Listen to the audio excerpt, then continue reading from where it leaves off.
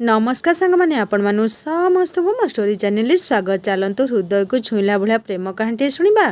प्रेम प्रतारकर द्वितीय भाग। प्रथम भागटी आपण मैंने जदि शुणी ना जल्दी जल्दी शुणी नियंतु। नूतन कहला, शोभना तू ठीक अच्छु? शोभना नूतन का स्वर शुणी चमकी पड़ी कहले हाँ। नूतन कहला, तू फोन कौन पाए उठौ नथुलु कह। शोभना कहला, मु मोबाइल साइलेंट करी सोई पड़ी। नूतन शोभना को सोफारे बसाई सांगरे आनिथिबा फल और जलखिया खाइबा पई देले। शोभना मना करथुले मध्य नूतन बाध्य कराई खुआई देले। शोभना सकाळे घटीथिबा सबु कथा नूतन को कहिले। नूतन कहले, विश्वास करी हो नाही, सीधा साधा देखा जाउथिया प्रत्युष एते बड़ धोखा देउछंती बोली। शेखर मध्य आसी पहुँची जाइथिले। शोभना खाई सारी पुणी शांति करिछंती। सेही समय प्रत्युष शोभना को फोन करिछंती, हेले शोभना फोन उठेले नहीं। बारंबार फोन आसीबारु नूतन फोन उठेले। नूतन कहले, शोभना तांको सह अछंती, तांको भल लागु नाही, से एबे आउ कथा होई परिबे नहीं। प्रत्युष नूतन को कहले जे शोभना उठिले कहिबो मते फोन करिया पई, जरूरी कथा अछि। फोन रखी सारिया परे नूतन शोभना को प्रत्युष कहिथिबा कथा कहले। हेले शोभना कहले, मु जाने से एबे आउ किछि मिछ कथा कहिबे, जेमिति कि टंका तांका बापांका चिकित्सा खर्च करिसेंती। मु आउ प्रत्युषक सह संपर्क रखिया पई चाहे नहीं, तेणु मु तांको आउ केबे भी फोन करिबि नहीं। नूतन शोभना को तांको घर को नहीं गले। शोभना एबे सेठारे रहिले। 2 दिन धरी प्रत्युषक फोन मध्य आसिला नहीं। शेषरे शोभना प्रत्युषक नंबर को ब्लॉक करदेले। शोभना को बारंबार मुंड बुलाई देउथिबारु ओ बांती हेउथिबारु डाक्तर कहवा अनुसार शोभना पुणी गर्भवती अछंती कि नहीं परीक्षा कले। प्रथमे किट्रे गोटे लाल गारा आसिला। शोभना भाविले बेकार कथा, से गर्भवती नहांती, तेणु से किट को फिंगिया पई जाउथिबा समय देखिले जे किट्रे हल्का द्वितीय गारा आछि। शोभना 2टी गारा देखि आश्चर्य हो गले। कौन करिवे से किछि भाभी पारु नथुले, कारण तांका गर्भरे थिबा छुआर बापा प्रत्युष तांको धोखा देइछंती। शोभना बाथरूम रे बसी भो भो होई कांदिबाकु लागिले। से कौन करिवे बुझी पारु नथुले। बाथरूम रो बाहरी शोभना ए विषय नूतन को कहले। नूतन कहले, एबे भी समय अछि शोभना, तू भाव ए गर्भ को रखिबू ना नष्ट करि देबू। नूतन शोभना को नहीं डाक्तरखाना गले। डाक्तर किछि औषध लिखिदेले, जहा गोटे गर्भवती महिला का खाइबा कथा। हेले शोभना बुझी पारु न थांती से छुआ को रखिबे कि नहीं। एमिति कि से भाविले ए विषय से प्रत्युष सहित कथा हेबे। तेणु से नूतन का फोन ने प्रत्युष को फोन कले। हेले फोन टी गोटे कुनी झिया उठाइला आउ कहला, बापा माँ का सह बाहर को जाइछंती। यह सुनी शोभना फोन रखी बहुत जोरे कांदिबाकु लागिले। आउ शेषरे से निष्पत्ति नेले जे से ए छुआ को आउ रखिबे नहीं। हेले इतिमध्य शोभनाकर गर्भ 3 मासर हो जाइए। डाक्तर पाखक गर्भ नष्ट करिया पई शोभना और नूतन औषध आनिबाकु गले। हेले डाक्तर कहले, एबे औषध रे गर्भ नष्ट हेबो नहीं, गोटिए छोट ऑपरेशन ने हेई जिवो।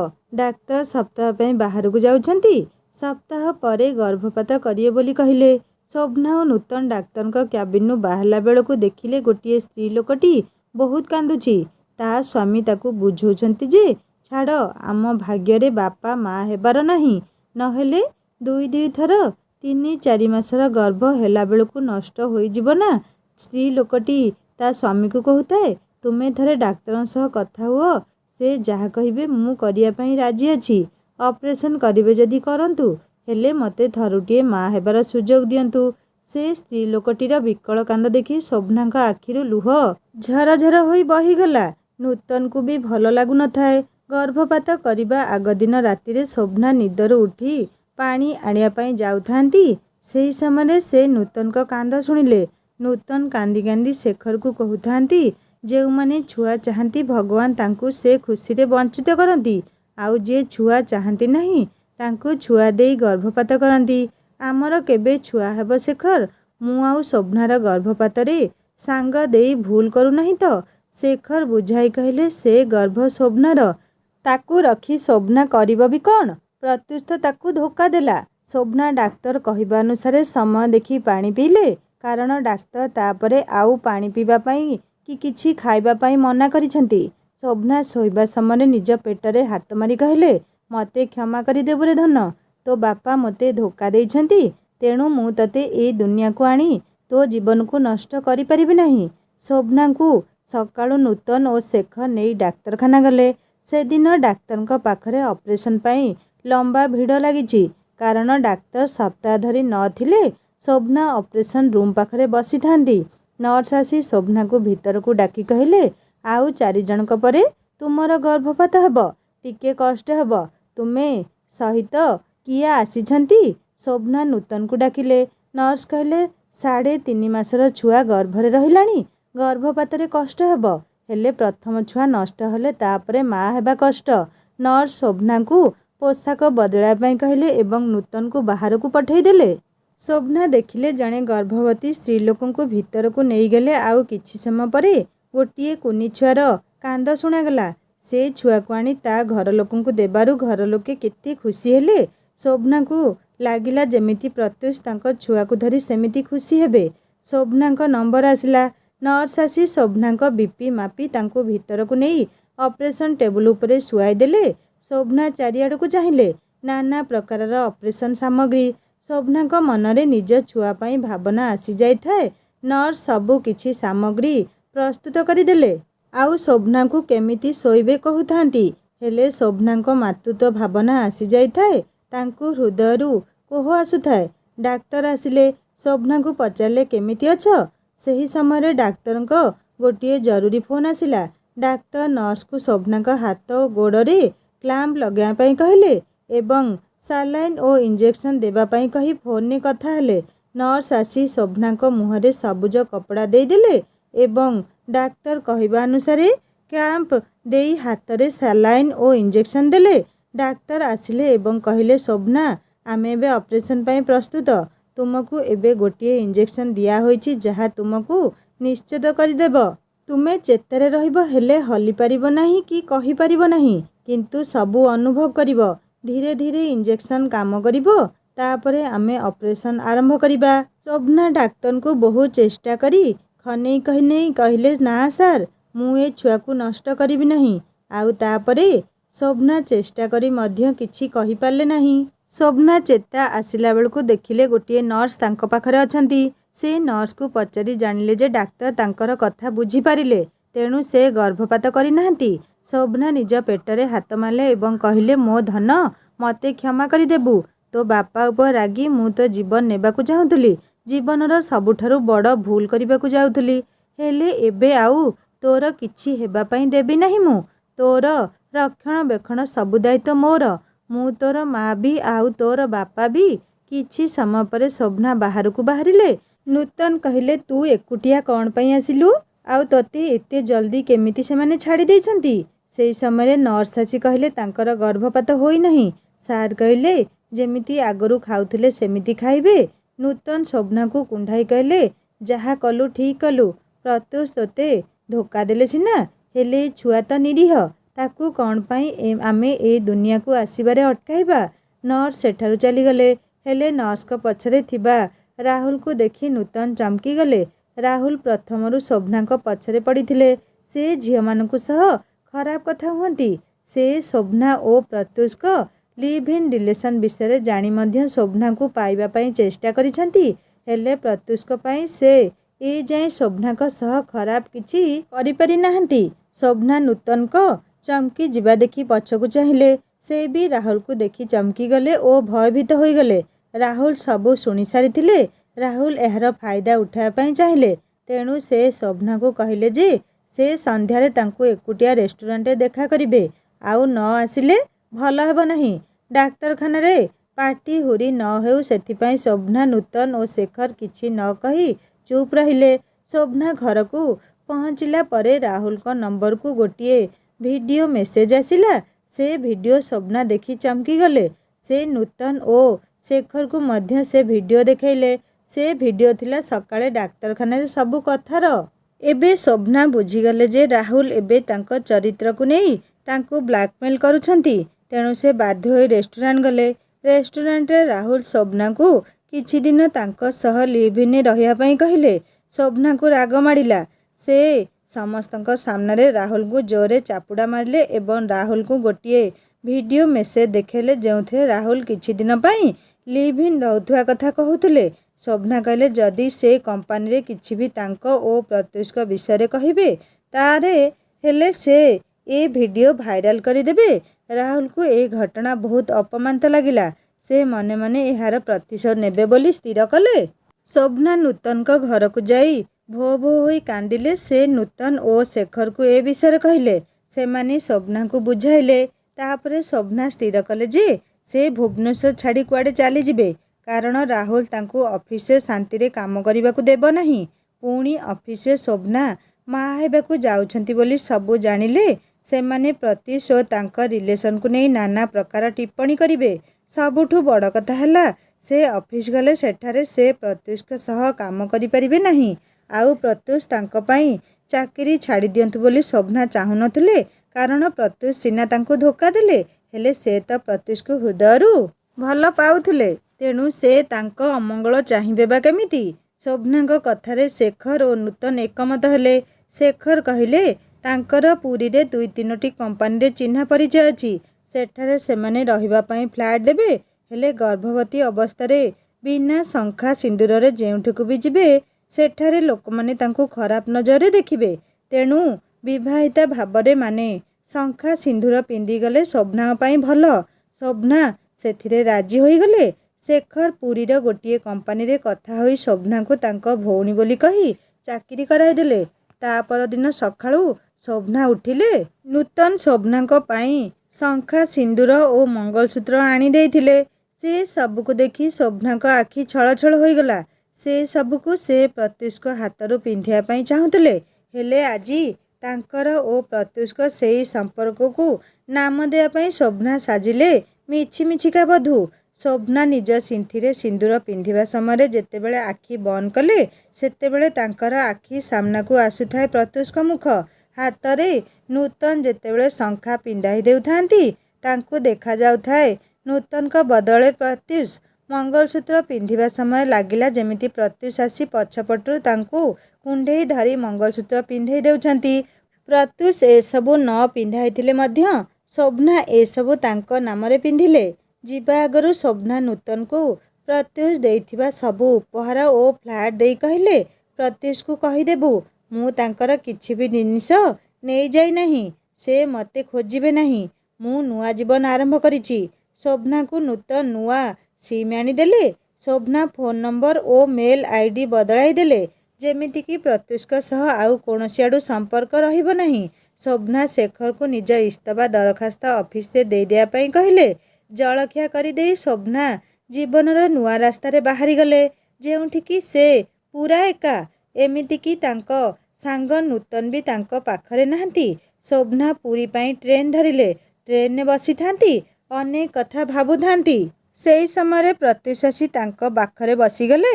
ପ୍ରତ୍ୟୁଷ ଶୋଭନାଙ୍କ ହାତ ଧରି କହିଲେ ସୋନା ଆଜି ତୁମେ କେତେ ସୁନ୍ଦର ଲାଗୁଛ ନା ପୂରା ନବବଧୂ ପରି। ଶୋଭନା କହିଲେ ଛାଡ଼ ମୋତେ। ତୁମ ସହ ମୋର କଥା ହେବାର ନାହିଁ। ତୁମେ ମୋତେ ଧୋକା ଦେଇଛ। ପ୍ରତ୍ୟୁଷ କିଛି ଦିନ ଧରି ସୋନାକୁ ମୋର ଦେଖା ହୋଇନଥିଲା ବୋଲି ତୁମେ ଏମିତି ମୋ ଉପରେ ରାଗିଛ। ହା ହା ହା ମାରି ହସି କହିଲେ ଦେଖ ଦେଖ ମୋ ପ୍ରିୟା ମୋ ଉପରେ ରାଗିଛି। ଶୋଭନା ଟ୍ରେନରେ ଅଛି ବୋଲି କିଛି କହୁନାହିଁ ନହେଲେ ଦେଖିଥାନ୍ତ ମୁଁ କ'ଣ କରିଥାନ୍ତି। ପ୍ରତ୍ୟୁଷ ଶୋଭନାକୁ ପଟାଇବା ପାଇଁ ତାଙ୍କ ଅଣ୍ଟାରେ ଚିମୁଟି ଦେଇ ଗୋଟିଏ ଗୀତ ଗାଇଲେ। ଚଲତେ ଚଲତେ ଏ ଗୀତ ମେରା ୟାଦ ରଖନା କଭି ଅଲବିଦା ନା कहना। ପ୍ରତ୍ୟୁଷ ଭଲ ଗୀତ ଗାଆନ୍ତି। ଶୋଭନାଙ୍କ ହାତ ଧରି ପ୍ରତ୍ୟୁଷ ସମସ୍ତଙ୍କ ସାମ୍ନାରେ ହାତରେ ଚୁମ୍ବନ କରି କିସ୍ କଲେ ଆଉ କହିଲେ ସରି ସୋନା। ସେଠାରେ ଥିବା ସମସ୍ତେ ଶୋଭନାଙ୍କୁ ପ୍ରତ୍ୟୁଷକୁ କ୍ଷମା କରିବା ପାଇଁ କହିଲେ। ପ୍ରତ୍ୟୁଷ ଶୋଭନାକୁ କୁଣ୍ଢାଇ ଗେହ୍ଲା କରୁଛନ୍ତି। ଶୋଭନା ବି ଆଖି ବନ୍ଦ କରି ତାହା ଉପଭୋଗ କରୁଛନ୍ତି। ସେହି ସମୟରେ ଶୋଭନାକୁ ଲାଗିଲା କେହି ଜଣେ ଶୋଭନାକୁ ହଲେଇ ଡାକୁଛନ୍ତି। ଶୋଭନା ଆଖି ଖୋଲି ଦେଖିଲେ ଟ୍ରେନରେ ପାଖରେ ବସି ଥିବା ଛୁଆଟା ଡାକୁଛି ଯେ ଦିଦି ପୁରୀ ଷ୍ଟେସନ ଆସିଗଲା।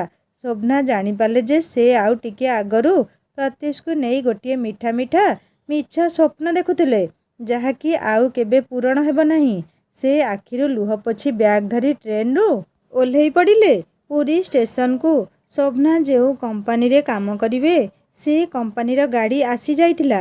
ସେ ଗାଡ଼ିର ଡ୍ରାଇଭର ଶୋଭନାକୁ ଫୋନ୍ ଯୋଗେ ଯୋଗାଯୋଗ କରି ପାଇଗଲା ଏବଂ ସେ ତାଙ୍କୁ ନେଇ कंपानी देइथिबा फ्लाट्रे छाड़देला। फ्लाट्टी बहुत बड़ थिला, जेमिति कौनसी स्टाफ नुहे बरं घर लोकंकु दिया जाइछि। किछि समय परे शेखरଙ୍କ सांग प्रफुल्ल आसिले। से निज परिचय देले। से सेही कंपानीर मैनेजर अछंती। किछि मास आगरु से सेही कंपानीरे काम करुछंती। कथा कथारे से कहिले जे शेखर जेतेबेले शोभनाଙ୍କ बायोडाटा देले से ताहाकु तांको मालिक विक्रम सारଙ୍କୁ देखैले। सार कौन पाई केजाणी बिना इंटरव्यूरे ही रक्षा पाई हाँ कहीदेले। बोधे पूर्व कामर अभिज्ञता देखी प्रफुल्ल शोभनाଙ୍କୁ कहले से तांको तांको बड़ भाई भाभी जहा दरकार कहीपरिबे। कथा कथारे प्रफुल्ल शोभनाଙ୍କୁ पचारिले तांको स्वामी कौन करती, केउठी अछंती। शोभना ए प्रश्नर कौन बा उत्तर देबे। से चुप रहिले। सेही समय प्रफुल्लଙ୍କୁ विक्रमको फोन आसिला। तेणु प्रफुल्ल व्यस्त होई कंपानी गले। से शोभनाଙ୍କୁ कहले फ्रेश होई कंपानी को आस, सार डाकुछंती। शोभना हाँ मारिले। शोभना फ्रेश होई फल टिके खाईदे कंपानी को गले। रास्तारे पुरी समुद्र और जगन्नाथ मंदिर पड़िला। से महाप्रभुଙ୍କୁ ऑटोरु ही प्रणाम जणाइले। ऑटोरे थाई से नूतनଙ୍କ सह कथा होईगले। कंपानी रे पहुँचला बेलकु शोभनाଙ୍କୁ बड़ आश्चर्य लागिला, कारण तांकु फूलतोड़ा देई स्वागत जणागला। शोभना आश्चर्य हेउथांती, इते भल भावरे कौन पाई तांकु स्वागत जणागला। शोभनाଙ୍କୁ प्रफुल्ल आसी कहले, जानिछ सार तुमको तांको पर्सनाल असिस्टेंट भावरे चाकरी नियुक्ति देले। शोभना खुशी हेबे ना कौन करिवे बुझी पारु नथिले। नुआ चाकरी बिना देखारे एते बड़ पोस्टरे कौन पाई तांकु चाकरी देले। शोभना प्रफुल्लଙ୍କ सह विक्रमଙ୍କ पाखकु गले। शोभना देखिले जणे लंबा व्यक्ति तांकु पछ करी छिड़ा होइछंती। शोभना कहले, शुभ सकाळ सार। विक्रम कहले, हेलो। शोभना कही घूरी पड़िले। विक्रम देखिवाकु पूरा हैंडसम। शोभना स्मित हसीदे कहले, हेलो। प्रफुल्ल विक्रम ठारू अनुमति नहीं सेठारू चलीगले। विक्रम कहले, तुमे मो क्याबिन ही बसिब, आउ मु जहा जहा कहिबी करिब। शोभना कहले, हाँ सार। शोभना को विक्रम किछि फाइल आनीदेले। आउ कहले, सेथिरे डॉक्यूमेंट सब ठीक अछि कि नहीं देख। शोभना तांको कामरे व्यस्त थांती। विक्रम टिके परे टिके शोभना को देखु थांती। संध्या समय शोभना फ्लाट को जीवा समय जगन्नाथ मंदिर जाई महाप्रभु को दर्शन करी आसी समुद्र कूल बसिले। हठात तांकर मनरे अतीतरे पुरी रे प्रत्युष्क सह बिताइथिबा स्मृति उंकी मारिला। 4 वर्ष तले कंपानीर गोटिए प्रोजेक्ट कामरे प्रत्युष्क सह गोटिए सप्ताह पाई शोभना आसीथिले। प्रथम दिन काम सारी दुहे फेरिला बेलकु जगन्नाथ मंदिर रे महाप्रभु को दर्शन करी आसी समुद्र कूल बसिथिले। सुलु सुलु पवन देउथाए। शोभना मका पोड़ा आनिया पाई जिबा बेलकु प्रत्युष्क जाई नहीं आसिले। शोभना ता टंका देबा बेलकु प्रत्युष देबा पाई मना कले। कहले, कौन जणे सांग ता सांग पाई एतिकी भी करि परिबो नहीं। शोभना हसीदेले। शोभना मका खाउथांती, तांकर खोला बाळ उड़ुथाए। सेई समय शोभना काहारी गोटिए मधुर स्वर शुणिबाकु पाइले। से चारिआडकु चाहिले। से देखिले प्रत्युष समुद्र कूल बुलु बुलु गीत गाउछंती। ए शाम मस्तानी। शोभना एकलरे प्रत्युष को चाहि रही थांती। प्रत्युष का गीत शुणी लोक माने सेठारे एकत्रित हो जाइथिले। प्रत्युष और शोभना गोटिए सुंदर संध्या एकत्र बिताया परे होटेल को चली चली जाउथांती। समुद्र पाखरे होटेल हेले सेई समय गोटिए बाइक भारसाम्य हराई शोभना का आड़कू माड़ी आसिला। प्रत्युष ठीक समय शोभना को निज आड़कू टाणी आनिले। प्रत्युष का सह शोभना पड़ीगले। प्रत्युष का ऊपर शोभना जाकी होई पड़ी थांती। पाख लोक माने प्रत्युष और शोभना को उठांती। शोभना किंतु उठी पारु नथिले। तांको गोड़ बहुत बथा होई थाए। प्रत्युष शोभना को निज बाहुरे उठेई होटेल नहीं गले। शोभना को प्रत्युष जेतेबेले निज बाहुरे उठेइले शोभना प्रत्युष को चाहि रही थांती। प्रत्युष किंतु शोभना को नहीं चिंतित थांती। प्रत्युष शोभना को नहीं निज रूम रे सुआई देले एवं मैनेजर को कहले डाक्तर डाकिया पाई। किछि समय परे डाक्तर आसिले। शोभना को चिकित्सा करी कहले, गोड़ मचकी जाइछि, तेणु गोटिए 2 दिन बेड रेस्ट रहिबे। आउ गोड़े गोटे बैंडेज करदेले। डाक्तर जीवा परे प्रत्युष शोभना को कहले, गोटिए कथा कहबी रखिब। शोभना कहले, कौन? प्रत्युष कहले, तुमे एबेठारू मो रूम रे रुह। तुम देह भल नहीं, सेठी एकुटिया केमिति रहिब? मु सोफारे शोई पड़िबी। शोभना मुंड हलेई हाँ कहले। प्रत्युष बसी मैगजीन पढ़ुथांती। କିଛି ସମୟ ପରେ ଶୋଭନା ବାଥରୁମ୍ ଯିବା ପାଇଁ ବାହାରିଲେ, ହେଲେ ଉଠି ପାରୁନଥାନ୍ତି। ପ୍ରତ୍ୟୁଷଙ୍କ ନଜର ଶୋଭନାଙ୍କ ଉପରେ ପଡ଼ିଲା। ସେ ଦେଖିଲେ ଶୋଭନା ପଡ଼ିଯାଉଛନ୍ତି। ସେ ସୋଫାରୁ ଉଠି ଡାହାଣ ହାତ ଶୋଭନାଙ୍କ ଆଡ଼କୁ ବଢ଼ାଇଲେ। ଶୋଭନାଙ୍କ ବକ୍ଷ ଆସି ପ୍ରତ୍ୟୁଷଙ୍କ ହାତରେ। ଶୋଭନା ଓ ପ୍ରତ୍ୟୁଷ ଦୁହେଁ ଚମକି ପରସ୍ପରକୁ ଚାହିଁଲେ। କିଛି ସମୟ ପାଇଁ ଦୁହେଁ ଅଦ୍ଭୁତ ଭାବନାରେ ବୁଡ଼ିଗଲେ। ତାପରେ ଶୋଭନାଙ୍କୁ ପ୍ରତ୍ୟୁଷ ସରି କହିଲେ। ଶୋଭନା କହିଲେ, ନାଇଁ ସାର୍, ଆପଣ ସରି କ'ଣ ପାଇଁ କହୁଛନ୍ତି? ଆପଣ ତ ପଡ଼ିଯିବାରୁ ମୋତେ ଉଠାଇଲେ। ଶୋଭନା ବାଥରୁମ୍ରୁ ଆସିବା ପରେ ପ୍ରତ୍ୟୁଷ ତାଙ୍କୁ ଶୁଆଇ ଦେଇ ନିଜେ ସୋଫାରେ ଶୋଇ ପଡ଼ିଲେ। ତା ପରଦିନ ସକାଳୁ ଶୋଭନା ଉଠିଲା ବେଳକୁ ପ୍ରତ୍ୟୁଷ ଅଫିସ୍ ଯିବା ପାଇଁ ପ୍ରସ୍ତୁତ ହୋଇସାରିଥିଲେ। ପ୍ରତ୍ୟୁଷ ଶୋଭନାଙ୍କୁ ଧରି ବାଥରୁମ୍ ନେଇଗଲେ। ଶୋଭନାଙ୍କ ନିତ୍ୟକର୍ମ ସରିଲା ପରେ ତାଙ୍କ ଜଳଖିଆ କରି ପ୍ରତ୍ୟୁଷ କାମରେ ଚାଲିଗଲେ। ପ୍ରତ୍ୟୁଷ ପାଖରେ ନଥିଲେ ବି ଟିକେ ପରେ ଟିକେ ଶୋଭନାଙ୍କ ସହ ଫୋନ୍ରେ କଥା ହେଉଥାନ୍ତି। ଶୋଭନାଙ୍କୁ ବି ଲାଗିଲା ନାହିଁ ଯେ ସେ ବାହାର ଜାଗାରେ ଏକୁଟିଆ ଅଛନ୍ତି। ସନ୍ଧ୍ୟା ସମୟରେ ପ୍ରତ୍ୟୁଷ ହୋଟେଲକୁ ଆସିବା ସମୟରେ ଦହିବରା ଆଳୁଦମ୍ ନେଇ ଆସିଲେ। ପ୍ରତ୍ୟୁଷ ଆଣିଲା ପରେ ଜାଣିଲେ ଯେ ତାହା ଶୋଭନାଙ୍କର ପସନ୍ଦିଆ ଖାଦ୍ୟ। ଦୁହେଁ ଖାଇ ବାଲକୋନିରେ ବସି ପୁରୀ ସନ୍ଧ୍ୟାକୁ ଉପଭୋଗ କଲେ। କଥା କଥାରେ ପ୍ରତ୍ୟୁଷ ନିଜ ପରିବାର କଥା କହିଲେ। ତାଙ୍କର ଘରେ ତାଙ୍କ ଜେଜେବାପା, ଜେଜେମା, ବାପା, ମା, ଜଣେ ବଡ଼ ଭାଇ, ଜଣେ ବଡ଼ ଭଉଣୀ ଓ ଜଣେ ସାନ ଭଉଣୀ ଅଛନ୍ତି। ବାପା ଗାଁରେ ଗୋଟିଏ ଛୋଟ ବ୍ୟବସାୟ କରନ୍ତି। ବଡ଼ ଭଉଣୀ ବିବାହିତା। ସାନ ଭଉଣୀ ପାଠ ପଢ଼ୁଛନ୍ତି। ବଡ଼ ଭାଇ ସୈନିକ ଅଛନ୍ତି। ଶୋଭନାଙ୍କୁ ଲାଗିଲା ଯେ ପ୍ରତ୍ୟୁଷ ତାଙ୍କ ପରିବାରକୁ ବହୁତ ଭଲ ପାଆନ୍ତି। ମନେ ମନେ ଶୋଭନା ପ୍ରତ୍ୟୁଷକୁ ଭଲ ପାଇ ବସିଲେ। ତାଙ୍କୁ ଲାଗିଲା ପ୍ରତ୍ୟୁଷ ଜଣେ ହୃଦୟବାନ ବ୍ୟକ୍ତି। ବହୁ ସମୟ ଦୁହେଁ ବସି କଥା ହେଉଥାନ୍ତି। ତାପରେ ରାତ୍ରି ଭୋଜନ ସାରିବା ପରେ ଶୋଭନାଙ୍କୁ ଖଟରେ ଶୁଆଇ ପ୍ରତ୍ୟୁଷ ସୋଫାକୁ ଶୋଇବା ପାଇଁ ଯାଉଥାନ୍ତି। ସେତେବେଳେ ଶୋଭନା ପ୍ରତ୍ୟୁଷଙ୍କ ହାତ ଧରି କହିଲେ, ତୁମେ ସୋଫାରେ ଠିକ୍ରେ ଶୋଇପାରୁନାହଁ, ତେଣୁ ଖଟରେ ଶୋଇପଡ଼। ମଝିରେ ଆମେ ତକିଆ ଦେଇଦେବା। ତାପରେ ପ୍ରତ୍ୟୁଷ ଓ ଶୋଭନା ଗୋଟିଏ ଖଟରେ ଶୋଇଲେ। ଶୋଭନା 2-3 ଦିନ ପରେ ସମ୍ପୂର୍ଣ୍ଣ ଠିକ୍ ହୋଇଗଲେ। ପ୍ରତ୍ୟୁଷ ଶୋଭନାଙ୍କ ଭଲ ଭାବରେ ଯତ୍ନ ନେଉଥିଲେ।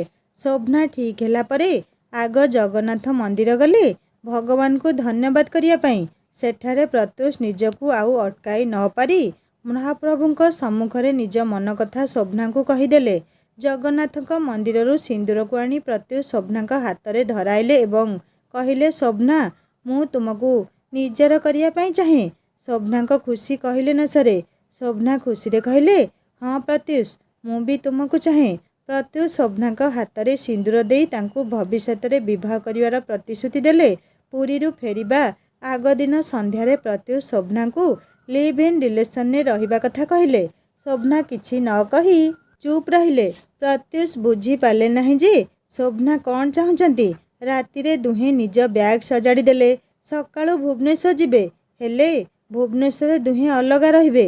ସେଥିପାଇଁ ଦୁହିଁଙ୍କ ମନରେ ଉଦାସ ଥାଏ। ଦୁହିଁଙ୍କ ଆଖି ଛଳ ଛଳ ଥାଏ। ଶୋଭନା ମନ କଥା ଖୋଲି କହିପାରୁ ନଥାନ୍ତି। ଶେଷରେ ସେ ପ୍ରତ୍ୟୁଷକୁ କହିଲେ, ଭୁବନେଶ୍ୱର ଗଲେ ସତରେ କ'ଣ ତୁମେ ମୋତେ ଏତେ ଭଲ ପାଇବ? ପ୍ରତ୍ୟୁଷ ଶୋଭନାଙ୍କୁ କହିଲେ, ତୁମକୁ କ'ଣ ଲାଗୁଛି ମୁଁ ଟାଇମ୍ ପାସ୍ କରୁଛି ତୁମ ସହ? ପ୍ରତ୍ୟୁଷ ଶୋଭନାଙ୍କ ଆଡ଼କୁ ଭିଡ଼ିଗଲେ। ଶୋଭନା ପଛକୁ ପଛ ଘୁଞ୍ଚିଯାଇ କାନ୍ଥରେ ଜାକିଗଲେଣି। ଶୋଭନା କହିଲେ, ନା, ହେଲେ ତୁମ ପରିବାର ଲୋକ କ'ଣ ଆମ ସମ୍ପର୍କକୁ ଗ୍ରହଣ କରିବେ? ପ୍ରତ୍ୟୁଷ ଗୋଟିଏ ହାତରେ ଶୋଭନାଙ୍କୁ ନିଜ ଆଡ଼କୁ ଟାଣି ଆଣି କହିଲେ, ଆରେ ସୋନା, ମୁଁ ତୁମକୁ ବହୁତ ଭଲ ପାଏ। ସେ ସବୁ ପରେ ଦୁହେଁ ମିଶି ଦେଖିବା କ'ଣ ହେବ। ଶୋଭନା ପ୍ରତ୍ୟୁଷଙ୍କ ଆଖିକୁ ଚାହିଁ ରହିଲେ, ଯେଉଁଥିରେ ସେ ନିଜ ପାଇଁ ଭଲ ପାଇବା ପଢ଼ି ପାରୁଥିଲେ। ଦୁହେଁ ଦୁହିଁଙ୍କ ତନୁରେ ସୃଷ୍ଟି ହେଉଥିବା ଉଷ୍ମତାକୁ ଭଲ ଭାବରେ ଅନୁଭବ କରୁଥିଲେ। ଘିଅ ନିଆଁ ପାଖରେ ତରଳିବାରେ ଲାଗିଲାଣି। ଦୁହିଁଙ୍କ ନିଶ୍ୱାସ ଜୋରରେ ଚାଲିଥାଏ। ପ୍ରତ୍ୟୁଷ ଶୋଭନାଙ୍କ ଅଣ୍ଟାକୁ ଜୋରରେ ଜାବୁଡ଼ି ଧରିଲେ। ଶୋଭନା ଆଉ ରହି ନ ପାରି ନିଜ ମନ କଥା ପ୍ରତ୍ୟୁଷକୁ କହିଦେଇ ପ୍ରତ୍ୟୁଷକୁ ଜୋରରେ ଜାବୁଡ଼ି ଧରିଲେ। ଦୁହିଁଙ୍କ ତନୁ ଆହୁରି ଉତ୍ତେଜିତ ହେବାରେ ଲାଗିଲା। ପ୍ରତ୍ୟୁଷ ଶୋଭନାଙ୍କ ମୁଣ୍ଡ ବେକରେ ଚୁମ୍ବନ ଦେଉ ଦେଉ ପିଠି ଓ ପେଟରେ ଆଉଁସିବାକୁ ଲାଗିଲେ। ଶୋଭନା ମଧ୍ୟ ପ୍ରତ୍ୟୁଷଙ୍କ ପେଟ ପିଠିରେ ଆଉଁସିବା ପାଇଁ ଲାଗିଲେ। କିଛି ସମୟ ମଧ୍ୟରେ ଦୁହେଁ ଦୁହିଁଙ୍କ ଓଠରେ ଚୁମ୍ବନ ଦେଉ ଦେଉ ଖଟକୁ ଚାଲିଗଲେ। ଏମିତି ପ୍ରେମ ରସ କରୁ କରୁ ଦୁଇ ତନୁର ମିଳନ ସମ୍ପୂର୍ଣ୍ଣ ଭାବେ ହୋଇଗଲା। ରାତି ଯାକ ଦୁହେଁ ପ୍ରେମ ରସରେ ବୁଡ଼ି ରହିଲେ। ତା ପରଦିନ ସକାଳୁ ଉଠିଲା ବେଳକୁ ପ୍ରତ୍ୟୁଷ ଉଠି ଶୁଭ ସକାଳ କହି ଶୋଭନାଙ୍କୁ ନିଜ ଫୁଙ୍ଗୁଳା ଦେହରେ ଜାକି ଧରିଲେ। ଶୋଭନା ମଧ୍ୟ ଶୁଭ ସକାଳ କହିଲେ। ଶୋଭନା ଉଠିବା ପାଇଁ ବାହାରିଲା ବେଳକୁ ପ୍ରତ୍ୟୁଷ, ଆଉ ଟିକେ ରୁହ ନା ସୋନା, कही शोभना उपरे निज गोड़ और हाथ जाकी धरिले। किछि समय परे शोभना उठी बाथरूम गले। शोभना आसिलारू प्रत्युष बाथरूम को गले। शोभना भुवनेश्वर जीवापाई ड्रेस पाल्टु थांती। सेई समय प्रत्युष हठात बाथरूम रू बाहरी आसिले। शोभना अधा ड्रेस पिंधि थांती। प्रत्युष सेमिति आसी शोभना पछाड़ू शोभना पेटरे हाथ दे गेल करी कहले, सोना लव यू। शोभना चमकी गले। प्रत्युष कहले, कौन है सोना एमती चमकी गल? प्रत्युष शोभना को निज आड़कू मुहाइले। से देखिले शोभना कांदुछंती। प्रत्युष कहले, सोना कौन पाई कांदुछ? शोभना कहला, काली रातिरे जहा हैला ठीक हैलानी। विवाह आगरू ए सबु कौन ठीक? प्रत्युष कहले, शोभना तुमे कौन लिव इन रहिया पाई चाहू नथिलो? शोभना तो ए सबु अतीत कथा बसी भाबुथांती, किंतु वर्तमान तांको सहित कौन सबु घटिबो ताहा जानिबा एही कहानीर तृतीय भागरे। कहानी केमिति लागुछि मते निश्चय कमेंट करी जणांतु। आउ जदि कहानीटी आपण मानक हृदय को छुई पारि थाए ताहले लाइक टे करिवे, सांग मान सहित शेयर करिवे। आउ जदि मो चैनल नुआ अछन ताल सब्सक्राइब करि बेल आइकन दबे देबे। हिंदी स्टोरी चैनल ले नुआ नुआ कहानी अपलोड हो जाइए। विजिट करी कहानी शुणंतु। सब्सक्राइब करियो केबे भूलें। रहुछि नमस्कार, जय जगन्नाथ।